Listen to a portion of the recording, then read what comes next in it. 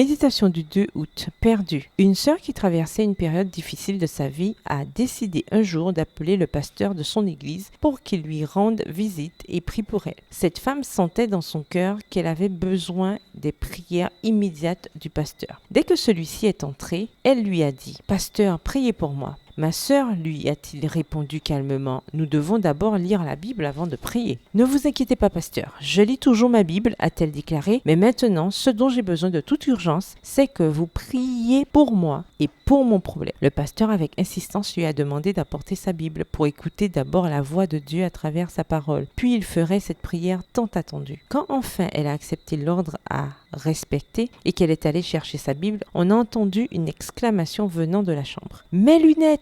Merci Seigneur, je les cherchais depuis 2 mois. » Les lunettes de cette femme étaient dans sa Bible et cela faisait 2 mois qu'elle ne l'avait pas lue parce qu'elle ne les trouvait pas. Perdre un objet personnel n'a pas beaucoup d'importance, dirons-nous, mais perdre l'habitude de lire la Bible tous les jours marquera notre vie complètement. Ne laissez pas cela arriver parce que c'est par la connaissance de Dieu qui découle de la lecture de la Bible que vous vous connaissez et que vous apprenez à prendre les décisions les plus importantes. 2 Timothée 3, le verset 15, vous dit « Depuis ton enfance, tu connais. N'oubliez pas de lire votre Bible. Ne laissez pas passer un jour sans prendre cette nourriture spirituelle de base. Et les raisons données pour cela doivent être rappelées. Elles aussi. Elles sont 3. Premièrement, parce que les enseignements de la Bible sont la seule source de la vraie sagesse. Ne voulez-vous pas être sage? Deuxièmement, parce que c'est à travers elles que l'on peut connaître le Christ et la confiance en lui en découle. Troisièmement, parce que finalement, dans la connaissance de la parole se trouve le salut, parce que c'est elle qui témoigne du Christ notre Sauveur. Que rien ni personne ne vous éloigne de la lecture quotidienne de la Bible, afin que vous ne vous perdiez pas sur la route, ni aujourd'hui, ni jamais. Verset du jour. Depuis ton enfance, en effet, tu connais les Saintes Écritures et peuvent te donner la sagesse qui conduit au salut par la foi en Jésus-Christ. 2 Timothée 3, le verset 15, dans la version Bible en français courant. Bonne journée et que l'Éternel vous bénisse.